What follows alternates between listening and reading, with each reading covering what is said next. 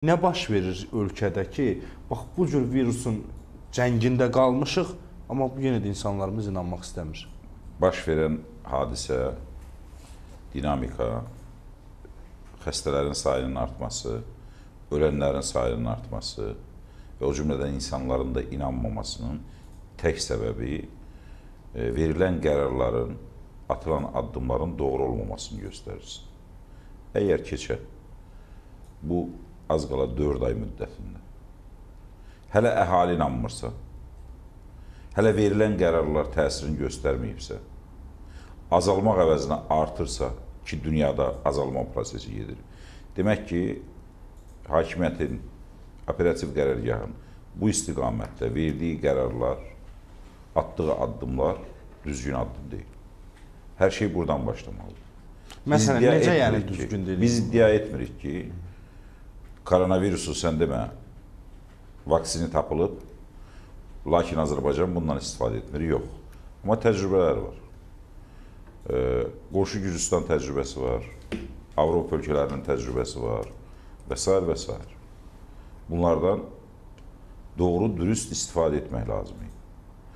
Nədənsə operativ qərargah və Azərbaycan ümumiyyətlə iqtidarı bütövlükdə məşhur bir misaldakı kimi hərəkət edir.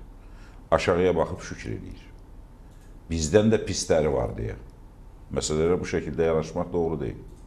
Bizdən qat-qat yaxşıları var. O atalar sözünə ki, aşağılara baxıb şükür eləyincə, yuxarıya bax, düşün. Biz Ermənistanla müqayisə olunmalıyıq ki, sən demə Ermənistanda sürətlə artır. Gürcüstanda heç artmır. Bugün Gürcüstanda toplam ay ərzində Azərbaycanın bir gün virusa yoluxanların sayından qat-qat aşağı rəqəm var. Bir ay ərzində. Bir ay ərzində yoluxanların ümumi sayı Azərbaycandakı bir günlük yoluxanların sayından yüksəkdir. Niyə buna baxıb nümunə götürüb və təcrübəni öyrənmirsiniz? Necədir orada İqbal bəy? Yəni mən istəyirəm izləyicilərimizə izah edim. İlk 21 günlük hərbi rejim, fövqəladə rejim və virusa yoluxanların ərazisinin lokallaşdırılması, təcrid olunması və ciddi sosial dəstək, ciddi inzibati dəstək nəticə itibarilə virusun yayılmasının qarşısını aldı. Bizdə isə bütün bunları etmək istəmədilər, edə bilmədilər. Sosial dəstək zəif olduğuna görə daha çox təcrid etmə siyasətinə üstünlük verə bilmədilər. Sosial cəhətdən təmin edə bilmədiklərinə görə inzibati təcrid etməni yavaş-yavaş yüngülləşdirdilər və nəticədə virus sürətlə yayılmağa başladı. Amma nə edilməli idi? İnzibati təcrid etmək güclü olmalı idi, lakin inzibati təcrid etmək güclü olan zaman sosial cəhətdən həmin vətəndaşların maksimum təminatı həyata keçirilməli idi. Bax, problem bundaydı. Sosial siyasətə və sosial qayğıya Azərbaycan qərargahı, operativ qərargahı ümumiyyətlə demək olar ki, zaman ayırmadı. Və çox təəssüf ki, operativ qərargah qeyri-peşəkarlardan formalaşır. Operativ qərargah yanında xüsusi institut olmalıdır bugün. Virusoloqlardan, bioloqlardan işləməlidirlər. Bugün elə adamlar operativ qərargah adından çıxış edir ki, biraz da təəccüblü gəlir. Hansısa bir nazirliyin mətbuat xidmətinin rəhbəri, hansısa bir ümumiyyətlə həkimlik sənətinə aid olmayan, həkim olmayan adamların açıqlamaları və ən başlıcası əhalinin inanmaması, psixoloji cəhətdən bu virusa inanmamasının bir neçə fundamental səbəbləri var.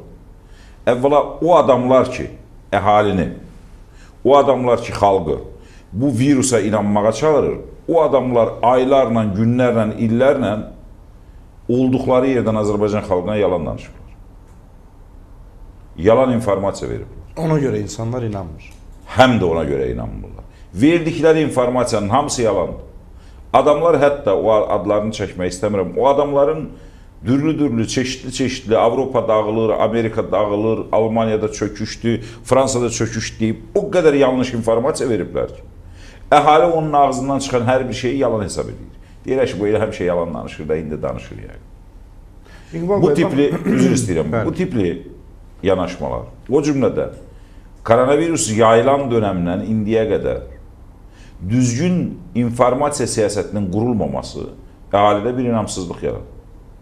Əhali bugün də hesab edir ki, hakimiyyət, iqtidar bu koronavirusdan hansısa öz məqsədləri üçün istifadə edir. Hansısa təcrid etmələr varsa, öz məqsədləri üçün istifadə edir. Daha koronavirusun qarşısının alınmaqdan ötürü yox. Və bu yanlışlıqlar təbii ki, bizim də inamsızlığımızın, əhalinin inamsızlığının köklü səbəblər olmaqla yanaşı. Amma həm də bir koronavirus var, ciddi şəkildə insanlarımızı təhdid edir, ciddi şəkildə insanların sağlamlığına ziyan vurur. Demək ki, siz operativ qərargah olaraq bütün bunları nəzərə almalıydınız. Bütün bunların hamısını nəzərə alıb da həm informasiya siyasətini, həm sosial siyasəti, həm təcrid etmə siyasətini fərqli yerlərdən qurmağı bacarmalıydınız. Ən başlıcası isə, əgər keçən az qala 4 ay müddətində effektiv bir addım atılmayıbsa, effektiv qərarlar qəbul olunmayıbsa və hər gün artırsa, demək ki, verdiyiniz qərarları bir də təzədən təkrarlamağa ehtiyac yoxdur. Biz 15 günün nəticələrini biraz bundan əvvəl yaşamışdıq, 2 ay yaşamışdıq. Bugün yenidən ona dönürük. Əgər biz yenidən virusun kökünü kəsməyəcəkdirsə, virusun kökü kəsilməmişdirsə və yaxud artma sürəti minimala enməmişdirsə və biz bunun genişlənmə imkanlarını operativ qərargah olaraq ölçüb biçməmişdilərsə, niyə yumşalma siyasətinə getdilər və bugün artıq Azərbaycanda rekord həddə 438 nəfər yoluxma, 4 nəfər isə ölüm faktı vətəndaşlara məlumat kimi verilir. Bütün bunların hamısı onun göstəricisidir ki, sistemli idarə olunmayıb. Bu koronavirusla mübarizə, pandemiya dövründə atılacaq adımlar sistemli şəkildə yaradılmıyor.